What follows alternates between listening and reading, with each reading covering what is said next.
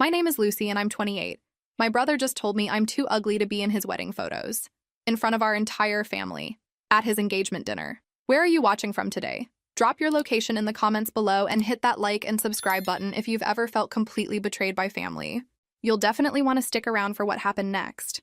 Let me back up and tell you how this delightful family moment came to be. Because honestly, if someone had told me 3 months ago that I'd be sitting here planning my brother's financial downfall, I would have laughed. But here we are, and I'm apparently the villain in this story.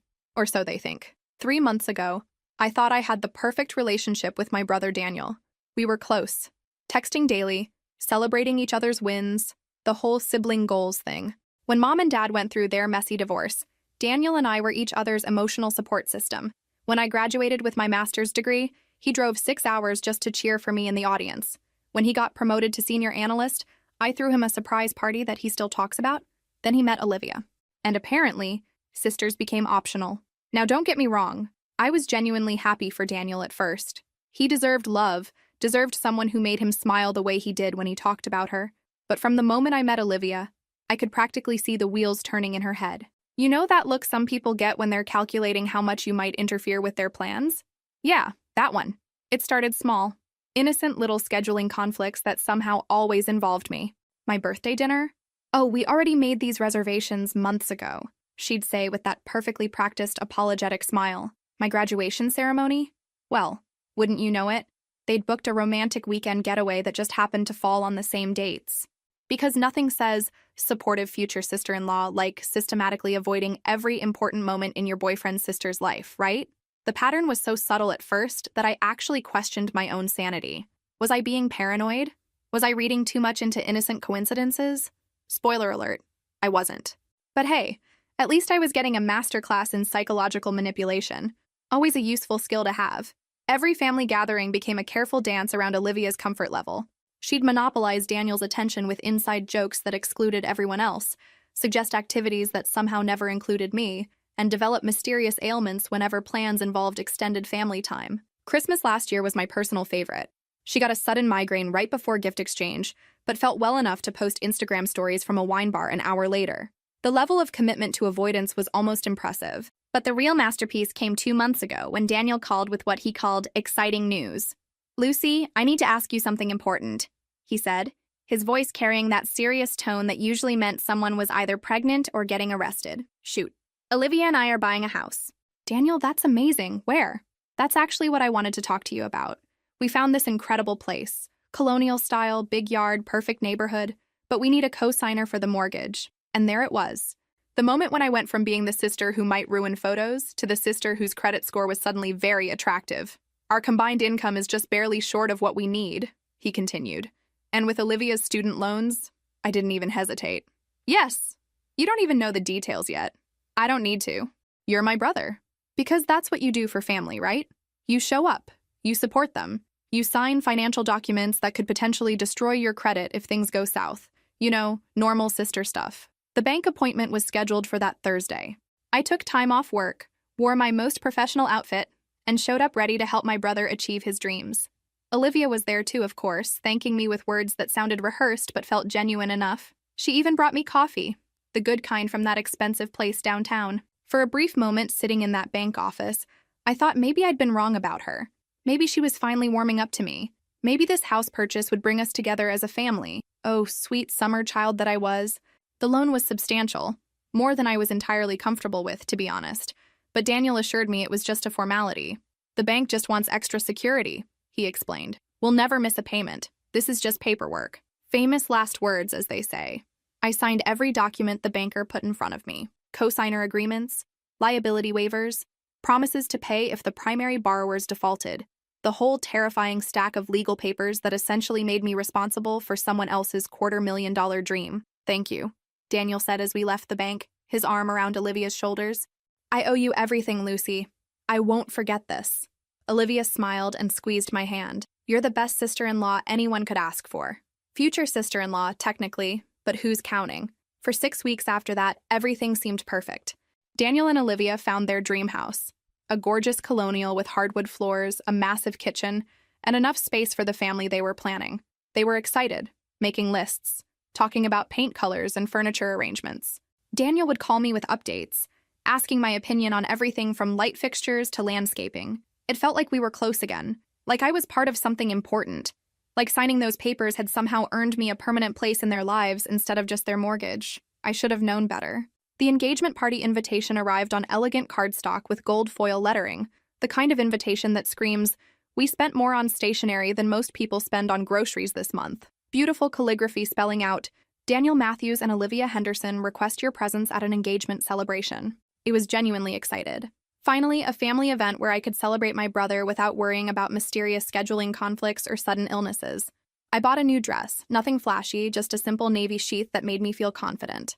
I even splurged on professional hair and makeup because, hey, if you're going to celebrate your brother's engagement, you might as well look good doing it. The restaurant was exactly the kind of upscale place Olivia would choose. Soft lighting, white linens, the sort of atmosphere that whispers, "This cost more than your rent." I walked in feeling happy, grateful, ready to toast to love and family and all those good things you're supposed to feel at engagement parties. And that's when I saw the table. Standing in that restaurant entrance, counting place settings like I was solving a math problem, I had what you might call a moment of clarity.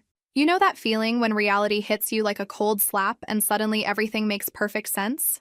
Yeah, that. 11 place settings, 11 chairs, 11 champagne glasses sparkling under the ambient lighting, 12 family members present and accounted for. I mean, I'm no mathematician, but even I can do basic subtraction. And apparently, I was the one being subtracted from this particular equation. The hostess approached with that professional smile service workers perfect when they sense drama brewing. "Are you looking for your party, miss?" "I think there might be a mistake with the reservation," I said, still holding on to that last shred of hope that this was some kind of elaborate misunderstanding. She checked her tablet with the efficiency of someone who's dealt with family drama before. "Matthews Henderson party, correct? Party of 11. Confirmed this morning. Party of 11. Confirmed this morning." Let me just pause here to appreciate the sheer audacity of that detail.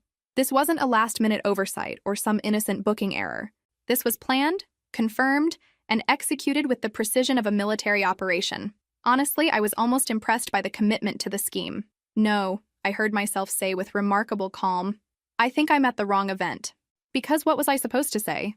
"Actually, I'm the sister who co-signed their mortgage, and I'm pretty sure I should have been invited to celebrate the engagement I'm financially supporting." That would have made for an interesting conversation with the hostess. I turned around and walked straight back to my car, my heels clicking against the restaurant floor with what I hoped sounded like dignity rather than defeat. Through the window, I could see my family settling into their seats, passing around appetizers, raising their glasses in what looked like the first toast of the evening. Nobody was looking toward the door. Nobody seemed to notice that Lucy, the one who made their mortgage possible, was walking away. The drive home was interesting, and by interesting I mean I spent 20 minutes crying in restaurant parking lot before I could see well enough to drive safely. My phone started ringing before I even reached the highway, Daniel's name lighting up my dashboard like a beacon of false concern. I let it go to voicemail. Then it rang again, and again. By the time I pulled into my driveway, I had accumulated 7 missed calls and counting. 7 calls from someone who had apparently forgotten to invite me to his engagement party, but remembered my phone number just fine when my absence became noticeable. I sat in my car for a full 10 minutes staring at my phone before I finally worked up the courage to listen to his messages. Each one was a masterclass in deflection and damage control. "Lucy, hey, it's me. Mom said you stopped by the restaurant but left? What happened? Call me back." "Lucy, seriously, what's going on? Everyone's asking where you are." "Okay, this is getting weird. Did something happen? Are you sick?" And my personal favorite, "Lucy, you're making this about you again. Just call me back." Making this about me. Again. Because expecting to be included in my own brother's engagement celebration is clearly narcissistic behavior. My mistake. I deleted all the voicemails without listening to Therest, and went inside to pour myself what my therapist would probably call an inappropriately large glass of wine. Sitting on my couch, still in my fancy dress that nobody got to see, I started putting together the timeline of this particular masterpiece. The invitation had been so formal, so perfectly worded. None of Daniel's usual casual, "Hey, wanna come to dinner" style. The restaurant choice was pure Olivia. The guest list had been carefully curated to include everyone except the person whose financial backing was making their dreams possible. This wasn't an oversight. This was strategy. My phone buzzed with a text. "Where did you go?" This is really embarrassing for Olivia. Embarrassing for Olivia. Not, "I'm sorry there was confusion," or "let me figure out what happened." Embarrassing for Olivia. Another text. Can you at least respond so I know you're alive? And then, Lucy, come on. Don't be dramatic. Don't be dramatic. Right. Because expecting basic human decency from family is clearly an overreaction on my part. I turned off my phone and ran a bath, soaking in hot water that was infinitely more welcoming than my brother's engagement party. I tried to figure out exactly when I had become the problem in my own family's story. When had wanting to support Daniel become making everything about me? When had caring about our relationship turned into being dramatic? When had I become the family member who needed to be managed rather than celebrated? The worst part wasn't even the exclusion itself. It was the calculated nature of it. This wasn't someone forgetting to add me to a group text. This was someone looking at a list of people to invite to celebrate their love and consciously deciding I didn't belong there. But hey, at least they still wanted my credit score. That was apparently still welcome at family events. I went to bed that night feeling something I hadn't experienced in years. Complete and total clarity about where I stood in my family's hierarchy of importance. Spoiler alert, it wasn't a very high ranking, but when I woke up the next morning, something had shifted. The hurt was still there, sure, but underneath it was something much more useful. Anger. Not the explosive, destructive kind that makes you send regrettable text messages at 2 a.m. The cold, calculating kind that makes you see situations with perfect clarity and act accordingly. I made coffee, opened my laptop, and pulled up my bank account. There it was. The mortgage I'd co-signed exactly 63 days ago. The house Daniel and Olivia were buying with my financial backing. The dream home I'd made possible because I believed in family loyalty. Funny how perspective can change overnight. The loan documents were surprisingly easy to find in my email, probably because I'm the kind of person who saves important financial paperwork instead of letting it disappear into digital oblivion. I reread every clause, every condition, every tiny print detail that I'd glossed over in my eagerness to help my brother. And there it was, buried in section 12.3. Cosigner may request removal from loan obligation during the first 90 days of agreement with written notice to lender. 90 days. We were currently on day 63. I sat there with my coffee getting cold, staring at that clause and feeling something I hadn't felt in months. Power. For the first time since this whole mess started, I had options. Real, concrete options with real, concrete consequences.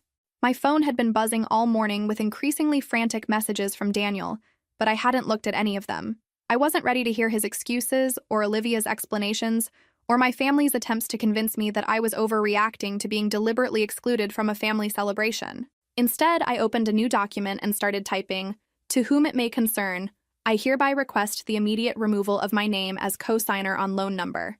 27 words. That's all it took to dismantle someone's entire future. But I didn't send it immediately. Call it sentimentality, or call it giving him one last chance. I wanted to hear Daniel's explanation before I made any irreversible decisions. Maybe there was some reasonable explanation for what happened. Maybe this was all some elaborate misunderstanding that would make perfect sense once he explained it. Yeah, I know. But hope dies hard, even when it's being strangled by evidence. I got dressed and drove to his apartment, the same apartment where I'd helped him celebrate his promotion, where we'd spent countless evenings watching movies and complaining about our parents. The apartment where he'd first told me about meeting Olivia, his face lighting up like he'd discovered something magical. Daniel answered the door in pajamas at 11 a.m., looking like he'd been hit by a truck. His hair was doing that thing where it sticks up at weird angles, his eyes were bloodshot, and he was holding a coffee mug like it contained the secrets of the universe. "Lucy, thank God. Where have you been? I've been calling you all night." "I know." He stepped aside to let me in, and I could see Olivia on the couch in matching pajamas, laptop open, typing furiously, probably crafting the narrative of poor Daniel's unstable sister who couldn't handle adult celebrations. "Look, about last night," Daniel started before I'd even sat down. "There was a mix-up with the reservation. The restaurant said they could only accommodate 11 people, and we thought you might prefer a smaller celebration anyway. You know how you get at big family gatherings. How I get. Like I'm some kind of social disaster who ruins parties just by existing." "A mix-up," I repeated, keeping my voice perfectly neutral. "Right. Olivia called this morning and straightened everything out with the restaurant. We're going to have another dinner next weekend. Just for you. Just for me. Like a consolation prize. Like a participation trophy for the family member who couldn't make it to the real event." "That's very thoughtful," I said. "But I'm not here about the party." Daniel's face brightened with relief, like he'd just dodged a bullet. "Oh, good. I was worried you were really upset about that. So what's up?" I looked around their apartment, at the wedding magazines scattered on every surface, at the paint samples taped to the walls, at the notebook where Olivia had been planning their future in the house I was helping them buy. I'm here to tell you I'm removing my name from your mortgage. You know that moment in movies where everything goes silent and all you can hear is someone's sharp intake of breath? This was like that, except it was real life and nobody was going to yell cut and reset the scene. Daniel's coffee mug stopped halfway to his mouth. Olivia's typing ceased abruptly, her fingers frozen over the keyboard like she'd just been paused. What? Daniel said, because apparently intelligent conversation was beyond his capabilities at that moment. You heard me. I'm withdrawing as your co-signer. You have until 5 p.m. today to find alternative financing, or the bank will cancel your loan. Lucy, you can't be serious. Olivia finally found her voice, and it was sharp with disbelief. You're going to destroy our future over a seating chart? I turned to look at her directly. This woman who had systematically excluded me from my brother's life and was now acting like I was the unreasonable one. This isn't about the seating chart, Olivia. This is about respect. Something you clearly don't understand. Respect? She stood up, her laptop sliding off her lap onto the couch. Respect is not throwing a tantrum when adults are trying to have a civilized celebration. A civilized celebration that I wasn't invited to? You were invited, Daniel interjected desperately. There was just a miscommunication about the— Stop. I held up my hand. Just stop lying to me, Daniel. I called the restaurant this morning. They told me you personally confirmed a party of 11 yesterday afternoon. You knew exactly how many seats you were reserving, and you knew I wasn't getting one of them. The silence that followed was the sound of people realizing their carefully constructed story had just collapsed under the weight of actual facts. Daniel's face went through several expressions: guilt, panic, anger, before settling on defensive irritation. Fine, he said. You want the truth? Olivia was stressed about the party. She thought it might be easier if we kept the guest list small. Small, I repeated. 11 people is small. You know what I mean. Actually, I don't. Explain it to me. He glanced at Olivia, who was watching this conversation like she was calculating how much damage control would be required afterward. You can be intense sometimes, Lucy, especially around Olivia. She thought it would be more comfortable for everyone if I wasn't there, if we kept things simple this time. There it was. The truth, finally. I was too intense, too complicated, too much work to include in my own brother's celebration. Olivia found my presence uncomfortable, so the solution was to pretend I didn't exist. I see, I said calmly. So when you said you owed me everything for co-signing your mortgage, what you meant was that you owed me everything except basic human decency. That's not fair, isn't it? Let me make sure I understand this correctly. I'm good enough to guarantee your $250,000 debt, but I'm too intense to sit at your dinner table? Neither of them had an answer for that one, which was answer enough. I pulled out my phone and opened my email. Well, the good news is that you won't have to worry about my intensity affecting your mortgage payments. What are you doing? Daniel asked, his voice rising with panic. I'm sending my withdrawal letter to the bank. I hit send. If you've never seen two people's entire future crumble in real time, let me paint you a picture. It's like watching a controlled demolition, except nobody was controlling it and the building was their entire life plan. Daniel went pale as printer paper. Olivia made a sound that was somewhere between a gasp and a whimper. For a moment, nobody moved, like we were all frozen in this tableau of financial destruction. Lucy, you can't, Daniel said, reaching for my phone as if he could somehow unsend an email. We close on the house in 2 weeks. I know. You'll destroy our credit. We'll lose our deposit. We'll lose everything. I know. Olivia was frantically typing on her laptop again. There has to be something we can do. Can you call them back? Can you withdraw the withdrawal? The optimism was almost touching, really. Like believing you can catch a falling piano if you just reach fast enough. The bank was very clear about the terms when I originally signed.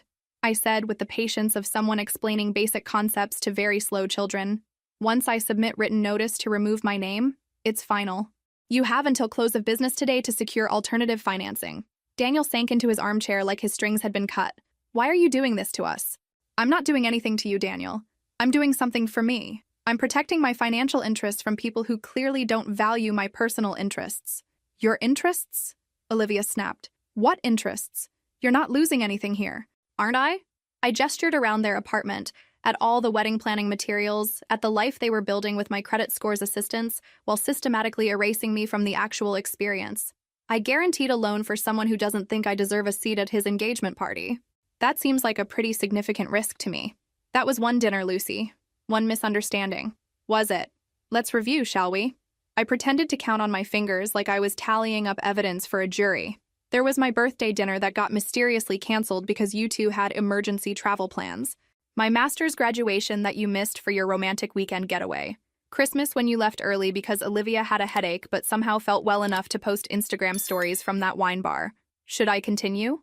Each example landed like a small explosion. I could see Daniel remembering, recognizing the pattern he'd been too willfully blind to see before. Those were all legitimate, Olivia started. They were all calculated, I interrupted.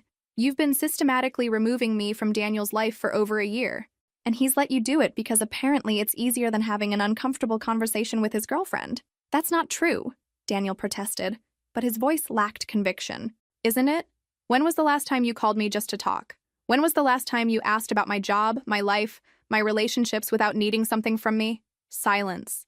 The kind of silence that speaks louder than any answer they could have given. I'll tell you when, I continued. Before Olivia. Everything changed when she entered the picture. And you were so desperate to keep her happy that you threw away 28 years of sibling relationship without even realizing it.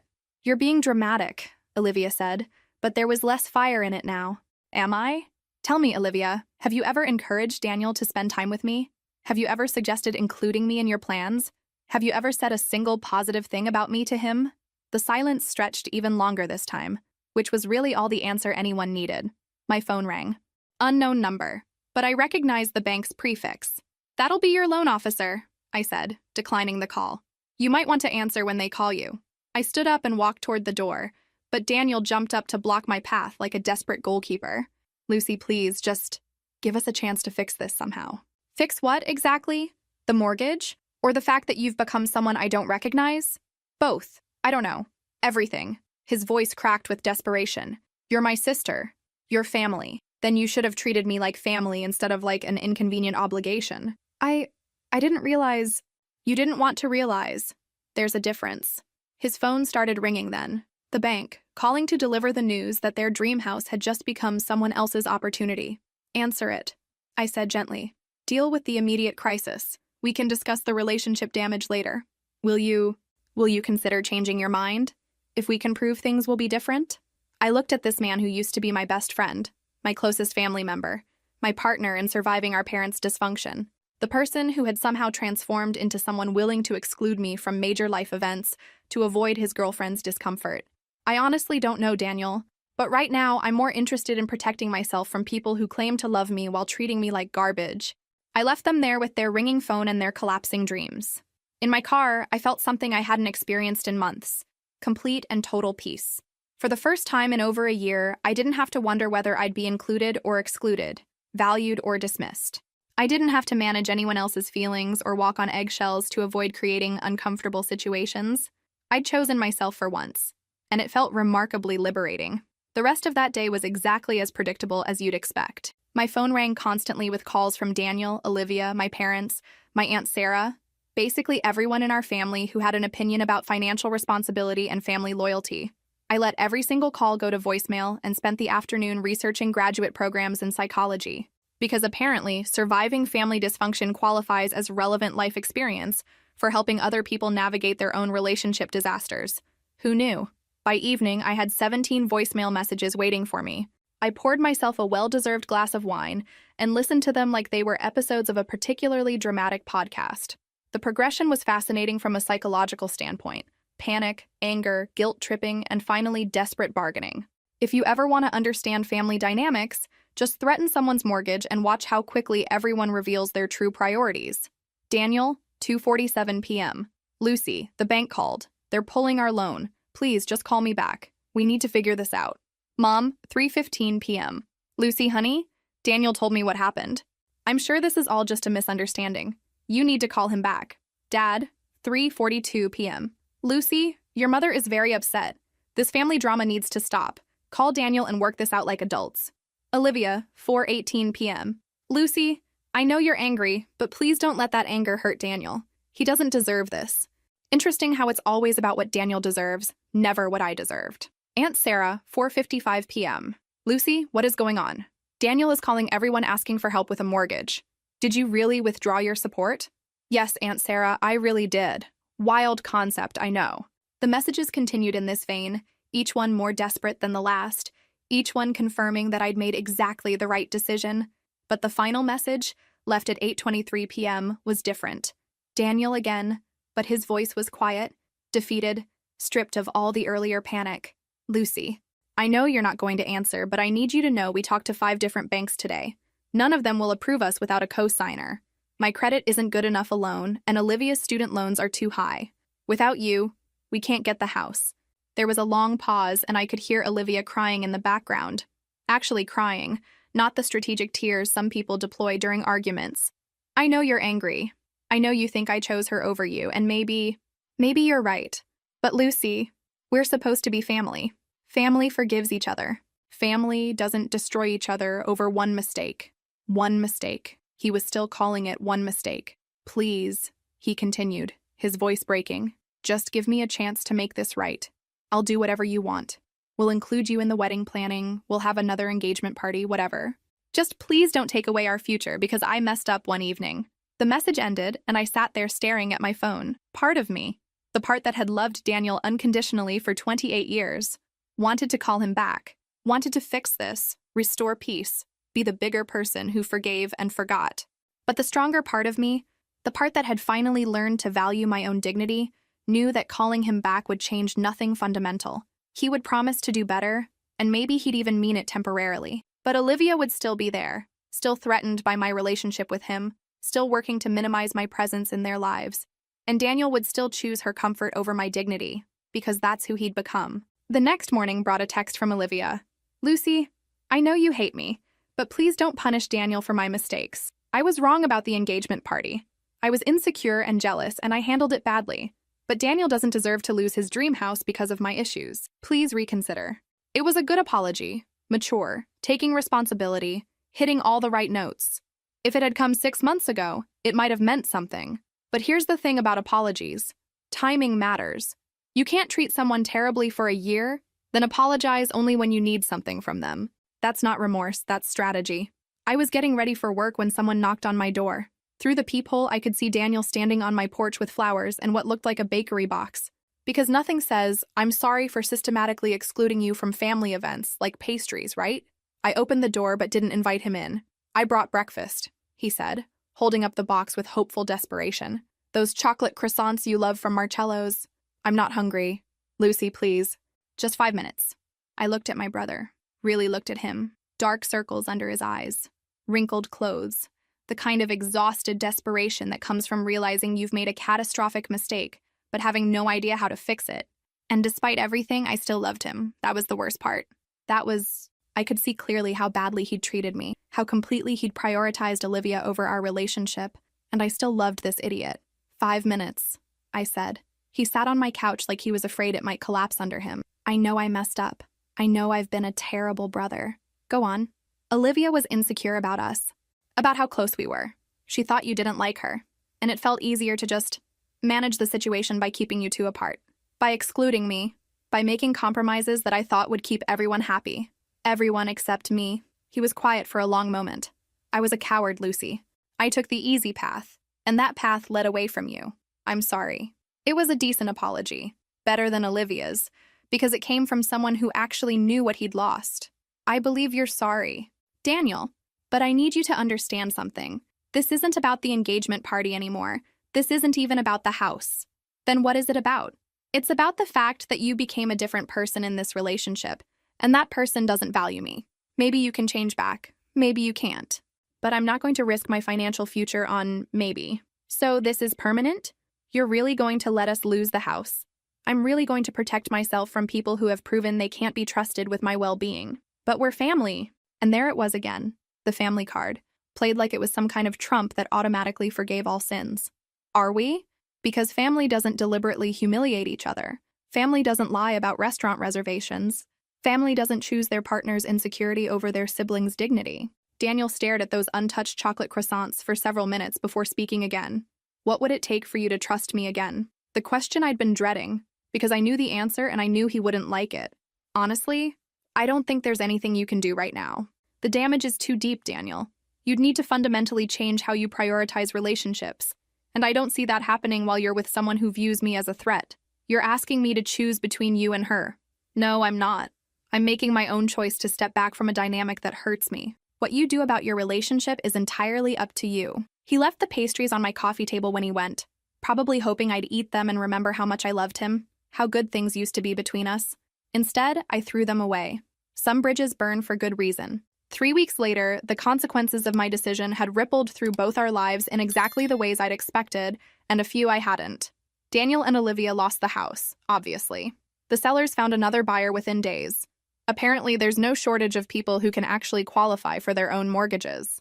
Who knew? But the more interesting development was watching my family gradually realize that I hadn't been the dramatic, oversensitive sister after all. Funny how context changes everything. It started when my mother called, her voice careful and controlled in that way that meant she'd been thinking about something for days. "Lucy, I need to ask you something, and I want complete honesty." "Okay." "When Daniel and Olivia planned their engagement party, did you really have no idea you weren't invited?" I paused, trying to figure out where this was going. "I had no idea, Mom. I bought a dress, got my hair done, showed up expecting to celebrate with family, and discovered there was no place for me." "And you're certain it wasn't some kind of mistake?" "They confirmed 11 people the morning of the dinner. I was number 12. That's not a mistake." Long silence. "I see," she said finally. "I had lunch with Olivia's mother yesterday." Oh, this should be enlightening. She mentioned that Olivia had been very stressed about the engagement party. Apparently, she'd spent weeks planning who to invite, where to seat everyone, how to manage what she called family dynamics. Go on.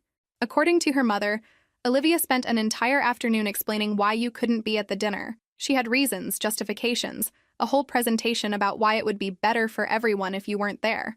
The casual revelation that my exclusion had been planned with PowerPoint precision was almost impressive in a deeply disturbing way. Her mother thought it was strange, Mom continued.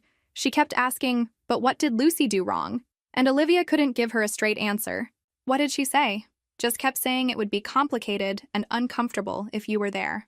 I felt vindicated and sick at the same time. It was one thing to suspect Olivia had orchestrated my exclusion. It was another to have it confirmed by someone who'd witnessed the planning process. "Why are you telling me this, Mom?" "Because I owe you an apology. When Daniel first told us what happened, I assumed you'd misunderstood something. I thought maybe you were being oversensitive. And now? Now I realize my daughter was systematically excluded from a family event by someone who put more effort into keeping you away than most people put into planning their entire wedding." The conversation that followed was one of the most honest we'd ever had. Mom admitted that the family had failed me, that they'd chosen the path of least resistance instead of asking hard questions about why Daniel's sister wasn't at his celebration. But the real validation came from an unexpected source, Dad. He showed up at my house that Saturday with a photo from the engagement party, a candid shot someone had taken during what looked like a family toast. In it, everyone was raising their glasses and smiling, but there was something off about Daniel's expression. He was looking past the camera, toward the restaurant entrance, like he was waiting for someone who never came. "He spent the whole evening like that," Dad said, "looking around like he was expecting you to walk in and join the celebration." "That's not my problem, Dad." I know it's not. But I wanted you to see this because I need you to know that your absence was felt." "By who?" "Daniel? Because he certainly didn't feel it when he was confirming 11 people for dinner. By all of us, Lucy. By everyone who knows this family." Dad sat down and pulled out another photo. The family table from later in the evening. Empty champagne glasses, scattered napkins, the remnants of celebration I'd missed. "We failed you," he said simply. "As parents, as family, as people who claim to love you. We stood by and let someone exclude you from a family event. And then we blamed you for protecting yourself." It was the apology I'd needed to hear. The acknowledgement that I hadn't been unreasonable or dramatic or wrong to expect basic inclusion in family celebrations. "Where does this leave us?" I asked. "That's up to you. I'd like to rebuild our relationship, but on your terms." "What about Daniel?" "Daniel made his choices. He's living with the consequences. His house hunting isn't going well, apparently. Turns out losing your down payment and having a rejected mortgage application makes it harder to qualify for rentals, too." I almost felt bad about that. Almost. Have you ever experienced something that completely changed your family? Drop your thoughts in the comments below, and don't forget to subscribe for more stories about setting boundaries and choosing yourself. The wedding invitations arrived 2 months later, delivered to my doorstep with my name written in the same careful calligraphy they'd used for the engagement party I wasn't invited to. I opened it out of curiosity more than anything else. Elegant cream cardstock, gold foil lettering, all the expensive touches that screamed, "We're still having our dream wedding, just not in our dream house." Tucked behind the main invitation was a handwritten note from Daniel. "Lucy, I know things have been difficult, but you're my sister and I want you at my wedding. We've reserved a seat for you at the family table. Daniel, a seat at the family table. How gracious. I called him directly. Lucy, I was hoping you'd call. Did you get the invitation? I did, and I won't be coming. The silence that followed was long enough for me to make and drink an entire cup of coffee. Lucy, please. It's my wedding day. I'm aware of that. I need you there. Why? So you can have the picture-perfect family wedding where all the expected people are in all the expected seats? Or because you actually value my presence in your life? That's not fair. Isn't it? Tell me, Daniel. If I came to your wedding, would I be included in any other wedding events? The bachelor party activities? The wedding planning discussions? Or would I just be expected to show up, smile, and pretend the last 6 months never happened? He couldn't answer, because we both knew the truth. I thought so, I said. Daniel, I hope you have a beautiful wedding. I hope your marriage is everything you want it to be, but I won't be there to witness it. But you're my sister. Then you should have treated me like one. I hung up and went back to researching graduate programs. Turns out there's a growing field in family systems therapy, and I was starting to think I might have some relevant experience to offer. The wedding day arrived on a perfect Saturday in May. I knew this because I woke up to 14 text messages from various family members asking if I was really not coming and reminding me how much I was hurting Daniel. I deleted them all and went for a run. While Daniel and Olivia were exchanging vows, I was at the farmer's market. While they were taking family photos with a carefully coordinated guest list, I was gardening. While they were celebrating their new marriage, I was reading a book that had nothing to do with family drama. It was honestly one of the most peaceful Saturdays I'd had in months. Around 9 p.m., my phone rang with Daniel's name on the screen. I almost didn't answer. What could he possibly have to say on his wedding night? But curiosity got the better of me. Lucy? Congratulations on your wedding, Daniel. You really didn't come. I told you I wouldn't. I kept thinking, hoping, that maybe you'd change your mind. I could hear music and celebration in the background. The reception was clearly in full swing. How was the ceremony? Beautiful, perfect. He paused, but empty. It felt empty without you there. Did it? Everyone kept asking where you were. I had to keep explaining that you couldn't make it. Is that what you told them? That I couldn't make it? What was I supposed to say? That my sister refused to come because I hurt her feelings? Even now, he couldn't accurately describe what had happened between us. Daniel, you didn't hurt my feelings. You systematically excluded me from your life to appease your wife's insecurities. I know I messed up. But Lucy, this was supposed to be the happiest day of my life, and instead I spent the whole ceremony thinking about how wrong it felt that you weren't there. That sounds like a problem you should have considered before you decided my presence was too complicated for family events. Please, just come to the reception. It's not too late. It is too late, Daniel. Not for tonight. For us. So that's it? You're giving up on family completely? I looked around my living room, my space, decorated with my choices, filled with my books and my plants and my peace. I'm not giving up on family. I'm accepting what ours has become. You chose someone who saw me as a threat instead of a sister. You chose to manage that by pushing me away instead of setting boundaries with her. Those were your choices and they have consequences. I can choose differently now. Can you? Are you going to tell Olivia she was wrong to exclude me from your engagement party? Are you going to acknowledge publicly that my absence was planned, not accidental? Silence. What am I supposed to do without you? The question that revealed everything. His focus on his own loss without considering mine. You're supposed to build a life with your wife. You're supposed to learn that love requires more than just showing up when it's convenient. After I hung up, I had 12 more messages from the wedding. Photos, videos, updates from family members who thought I should see what I was missing. I deleted them all without looking. Some chapters of your life end exactly when they're supposed to. 6 months later, I ran into Daniel at the grocery store. Pure coincidence. I was buying ingredients for dinner with friends. He was apparently shopping for whatever newlyweds eat when they're still figuring out domestic life. He looked different, thinner maybe, or just worn down in a way that had nothing to do with weight. When he saw me, his face went through several expressions before settling on cautious hope. Lucy. Hi. Hi, Daniel. We stood there in the produce section like two people who used to know each other but couldn't quite remember how. How are you doing? He asked, and it sounded like he genuinely wanted to know. Good. Really good, actually. You? Okay. Yeah. We're okay. The pause before okay told me everything I needed to know about how married life was treating him. How's the apartment hunting going? I asked, because I'm not completely heartless and I knew they were still trying to find a place to rent. Challenging. Turns out having a rejected mortgage application makes landlords nervous. But we found a place finally. Small, but it's ours. That's good. Another awkward silence, filled with the ambient noise of grocery shopping around us. Lucy, he said finally, I've been wanting to call you, to tell you that you were right. About everything. Okay. The way we treated you, the way I treated you, it was wrong. I see that now. I believed him, but recognition after the fact doesn't undo the damage. I appreciate you saying that. Do you think there's any way we could try to fix this? Maybe get coffee sometime and talk? I looked at my brother. This person I'd loved unconditionally for most of my life, who'd traded our relationship for someone else's approval. He looked genuinely remorseful, genuinely sorry. But sorry doesn't automatically rebuild trust. Daniel, I'm glad you recognize what happened, but I'm not ready to pretend it didn't happen just because you apologized. I'm not asking you to pretend anything. I'm asking for a chance to prove I can be better. Better how? Are you going to tell Olivia that her behavior toward me was unacceptable? Are you going to set clear boundaries about how she talks about me or treats me? His face fell slightly. It's complicated. No, it's not. It's actually very simple. Either you're willing to stand up for me or you're not. Either my dignity matters to you or it doesn't. Of course it matters. Then prove it. Not to me.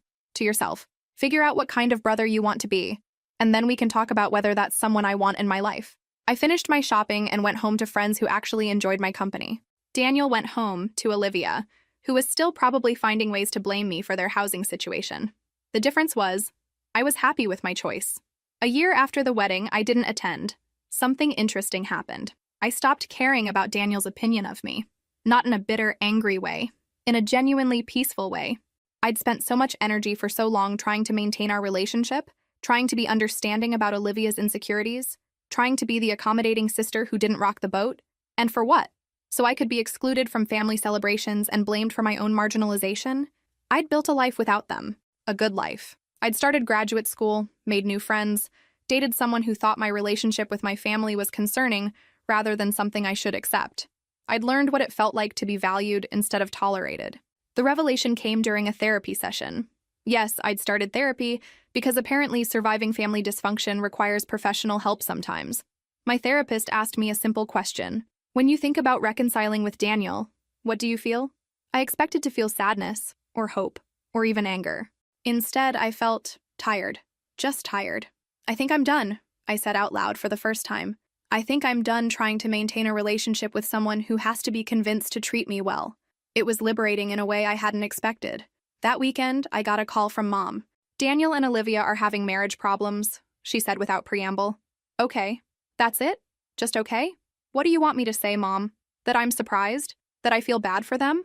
I thought you might want to know. Why would I want to know about Daniel's marriage problems? She was quiet for a moment. Because he's your brother. He's someone who shares DNA with me. That doesn't make him my problem. Lucy, that's harsh. Is it? Or is it realistic? Daniel chose his priorities a long time ago. How his choices work out for him isn't my responsibility. The conversation ended awkwardly, but I didn't feel bad about it. I'd spent too many years being responsible for other people's feelings to start taking that on again. 2 weeks later, Daniel called me directly. First time in months. Lucy, I need to tell you something. Okay. Olivia and I are separated. I waited for some reaction. Satisfaction, sympathy, curiosity about the details. Nothing came. I'm sorry to hear that. Are you? Really? I'm sorry you're going through a difficult time, but I'm not surprised and I'm not interested in the details. Lucy, I know you think this proves you were right about her, but Daniel, I don't think about Olivia at all anymore. I don't think about your marriage or your relationship problems or whether I was right about anything. I've moved on. What does that mean? It means I'm not available to be your emotional support system while you figure out your life. It means I'm not interested in hearing about how difficult things are or how you've learned from your mistakes. It means I'm done being involved in your drama. But we're family. That word again, deployed like it was magic. No, we're not. Family doesn't exclude each other from major life events. Family doesn't prioritize their spouse's comfort over their siblings' dignity. Family doesn't apologize only when they need something. I never said I needed anything from you. Didn't you? Why else would you call to tell me about your separation? Because you thought I'd be thrilled? Because you thought I'd want to hear I told you so? Or because you're hoping I'll comfort you through this difficult time? Silence. That's what I thought. Lucy, please. I know I hurt you, but Daniel, you didn't hurt me. You taught me something valuable. You taught me that some people only value you when it's convenient for them. You taught me that I deserve better than being someone's backup plan. That's not what you were, wasn't it? I was good enough to guarantee your mortgage, but not good enough to invite to your celebration. I was important enough to call when your marriage fell apart, but not important enough to defend when your wife was excluding me. If that's not a backup plan, what is? I hung up before he could answer. The next day, I blocked his number. Not out of anger, but out of self-preservation. I'd finally learned that some relationships cost more than they're worth. 18 months after I'd last spoken to Daniel, I was living my best life. Graduate school was going well. I was dating someone wonderful who thought my family stories were alarming rather than normal, and I'd started a small practice helping other people navigate toxic family dynamics. Turns out there's a market for therapists who understand manipulation from personal experience. Who knew? I'd bought a small house, with a mortgage I could actually afford on my own, imagine that, and was hosting a housewarming party when my phone rang with Mom's number. Lucy, I need to ask you something. Can it wait? I have people over. Daniel wants to know if you'd be willing to meet with him. I almost laughed. Why?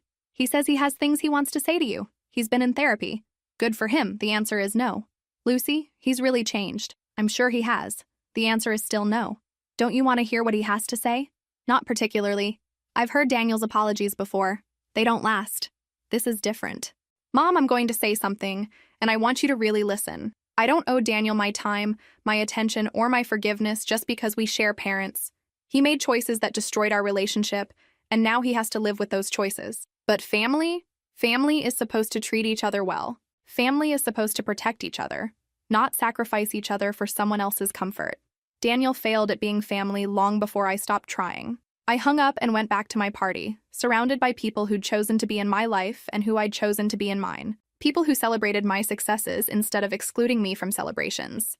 People who valued my presence instead of managing it. But the calls didn't stop. Aunt Sarah tried next, then Dad, then my cousin Rebecca. Everyone had the same message. Daniel was sorry. Daniel had changed. Daniel wanted to make amends. Finally, I sent a group text to the whole family. I am not interested in reconciling with Daniel. Please stop asking. My boundaries are not a family discussion topic. The responses were immediate and predictable. Some people understood. Others thought I was being too harsh. A few suggested family therapy, as if the problem was our inability to communicate rather than Daniel's fundamental choice to prioritize his wife's insecurities over my dignity. But one response surprised me. It was from my cousin Mark, Daniel's age, who I'd always thought was closer to him than to me. Lucy, I think you should know that most of us understood why you withdrew your support for their mortgage. Olivia made it pretty clear over the years that she didn't like you, and Daniel just went along with it. You did what you had to do to protect yourself. Don't let anyone guilt you into thinking otherwise. It was validation I hadn't expected from that side of the family. The final attempt came from Daniel himself, in the form of a letter delivered to my office. Handwritten, several pages long, detailing everything he'd learned in therapy about himself, his relationship patterns, and his failures as a brother. It was a good letter, thoughtful, specific, taking full responsibility without making excuses. If it had come 3 years earlier, it might have meant something. But here's what I'd learned. People can change, but that doesn't obligate you to stick around to watch it happen. People can grow and learn and become better versions of themselves, but their improvement doesn't erase the damage they caused when they were worse. I read the letter, acknowledged that it represented real growth on his part, and then put it in my filing cabinet. Not to save as evidence of his change, but to remember why boundaries exist in the first place. Some relationships end exactly when they should, even if it takes time to recognize it. 2 years after the letter, I was having brunch with friends when one of them mentioned seeing a wedding announcement in the local paper. Daniel Matthews and Emma Chen, she read from her phone. Wasn't your brother's name Daniel? I nearly choked on my mimosa. His first marriage only ended a year ago. Maybe he's a quick learner this time? My friend suggested optimistically. I seriously doubted it, but it wasn't my problem anymore. What was interesting was my complete lack of emotional response to the news. No anger, no hurt. No curiosity about who Emma Chen was or whether she'd be better than Olivia. Just nothing. It was like hearing about a stranger's life events. The wedding invitation never came, which was probably for the best. I couldn't decide if not being invited was insulting or considerate, and I realized I didn't care enough to figure it out. 3 months after Daniel's second wedding, Olivia reached out to me on social media. A long message detailing her own journey of self-discovery post-divorce, her recognition of how badly she'd treated me, and her desire to apologize properly. I realize now that I was intimidated by your relationship with Daniel, she wrote. I felt threatened by how close you two were, and instead of working on my own insecurity, I tried to eliminate what I saw as competition. I was wrong, and I'm sorry. It was a mature apology, more self-aware than anything she'd ever said to me directly. But it was also about 5 years too late. I read it, appreciated that she'd done the work to understand her behavior, and then deleted it without responding. Her growth was commendable, but it wasn't my responsibility to validate or forgive her just because she'd finally figured out what the rest of us already knew. The most interesting development came 6 months later, when I ran into Daniel's best friend Mike at a coffee shop. We'd always gotten along well, and I was curious how he was processing all the family drama. "Can I ask you something honestly?" I said after we'd caught up on safe topics. "Sure. Do you think I was wrong to withdraw from Daniel's mortgage?" Mike was quiet for a long moment, stirring his coffee with more attention than it required. "Lucy, I was at that engagement party." "Oh, I watched you walk in. I watched you realize there was no place for you, and I watched you leave with more dignity than most people could manage in that situation. What did you think at the time?" "At the time? I thought someone had made a mistake with the reservation. It didn't occur to me that it was intentional until Daniel started explaining why you weren't there." "What did he say?" "That you'd been difficult about the wedding planning, that Olivia was stressed about family dynamics, that it was better for everyone if they kept the party small." Mike looked directly at me. "But Lucy, you'd barely been involved in the wedding planning. You hadn't been difficult about anything. And 11 people isn't exactly small. Why didn't you say anything?" "Because I'm his friend, not his conscience. But honestly, I lost a lot of respect for him that night. The Daniel I grew up with would never have excluded his sister from something that important. And now he's married to someone else and probably making the same mistakes all over again, because he never actually dealt with why he was willing to sacrifice his relationship with you for Olivia's approval." It was confirmation of something I'd suspected but had never been able to verify. Even Daniel's closest friends had recognized that my exclusion was wrong. The conversation stayed with me for weeks, not because I needed external validation of my choice, but because it reminded me how many people had witnessed my mistreatment and said nothing at the time. How many family members had attended that engagement party, noticed my absence, and accepted whatever explanation they were given without question. How many people had watched Daniel prioritize Olivia's comfort over my dignity and decided it wasn't their business to intervene. It reinforced everything I'd learned about the difference between people who love you and people who love the idea of you. Real love shows up. Real love speaks up. Real love doesn't stand by while you're being mistreated and then later admit they thought it was wrong. I'd built a life surrounded by people who would actually defend me if someone tried to exclude me from important events. People who valued my presence instead of managing it. People who understood that love requires more than just showing up when it's convenient. Daniel had taught me what I deserved, just not in the way he'd intended. 5 years after I'd removed my name from Daniel's mortgage, I was exactly where I'd never imagined I'd be, genuinely happy without him in my life. I'd finished my graduate degree, built a thriving practice helping people navigate toxic family relationships, and married someone who thought my family stories were cautionary tales rather than normal dynamics to accept. My husband Jake often said he couldn't understand how I'd survived as long as I did in that environment. "Your family treated you like a supporting character in everyone else's story," he observed after meeting them at my cousin's wedding. "No wonder you thought that was normal." The wedding had been interesting. Daniel was there with Emma, his second wife, who seemed nice enough in the generic way that all second wives seem nice when you're comparing them to dramatically problematic first wives. Daniel and I had exchanged polite pleasantries, the kind of interaction you have with distant relatives you see at funerals and weddings. "You look good, Lucy," he'd said, like he was surprised I was thriving without his presence in my life. "Thanks. You too." And that was it. No dramatic confrontation, no attempt at deeper conversation, no suggestion that we should catch up sometime. Just two people who used to be siblings making small talk at a family event. But the real revelation came later, during the reception, when I overheard a conversation between Daniel and our cousin Sarah. "I still think about Lucy sometimes," he was saying. "Wonder if I could have handled things differently." "You could have," Sarah replied bluntly. "You could have included her in your engagement party instead of letting Olivia exclude her. You could have defended her instead of making her the problem. I know that now. Did you know it then?" Silence. "That's what I thought. Daniel, Lucy gave you everything. She supported your relationship even when Olivia was systematically excluding her from family events. She co-signed your mortgage when she had every reason to be suspicious of how she was being treated, and you repaid her by humiliating her in front of the whole family. I was trying to keep everyone happy. No, you were trying to keep Olivia happy. There's a difference. And now Lucy's built a life that doesn't include you, and honestly, good for her." I walked away before I could hear his response, but the conversation confirmed what I'd long suspected. Everyone in my family understood exactly what had happened and why I'd made the choices I did. The mortgage situation had just been the final straw in a pattern of exclusion that had been obvious to anyone paying attention. Later that evening, my mother approached me at the dessert table. "Lucy, I want you to know I think you made the right choice." "About what?" "About protecting yourself. About setting boundaries. About refusing to be treated badly just because we're family." It was an acknowledgement I'd waited years to hear. "I wish I'd spoken up sooner," she continued. "I wish I'd asked harder questions when Daniel started excluding you from things. I wish I'd been the mother you deserved instead of the mother who prioritized peace over protection. Thanks, Mom. That means a lot." Do you think you'll ever be able to forgive him?" I considered the question seriously. "I think I already have, in the sense that I'm not angry about what happened anymore. But forgiveness doesn't mean reconciliation, and it doesn't mean pretending the relationship was different than it actually was." "What do you mean?" "I mean, Daniel and I were never as close as I thought we were. If we had been, he wouldn't have been willing to sacrifice our relationship for someone else's comfort.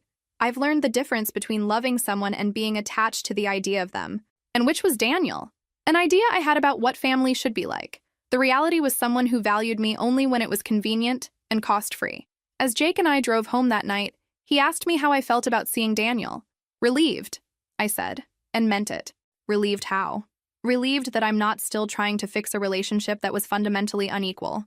Relieved that I don't have to manage his feelings or accommodate his wife's insecurities. Relieved that I learned to choose myself before I wasted any more years accepting less than I deserved. Any regrets? Just one. What's that? I wish I'd learned to set boundaries sooner. I wish I hadn't needed to be humiliated at an engagement party to figure out that some people only value you when they need something from you. But that was a lesson worth learning, even if it came at the cost of a relationship I'd thought was permanent. Daniel and Olivia had continued their life exactly as I'd expected. They'd rented apartments, blamed their housing difficulties on my withdrawal from their mortgage, and eventually divorced when the foundation of exclusion and manipulation proved insufficient for building a lasting marriage. Daniel had remarried quickly, probably to someone who didn't know about his track record of sacrificing family relationships for romantic approval. The cycle would likely continue until he learned to value people instead of managing them. But that wasn't my problem anymore. I'd built something better. A life filled with people who chose me consistently, who valued my presence instead of tolerating it, who understood that love requires showing up even when it's inconvenient.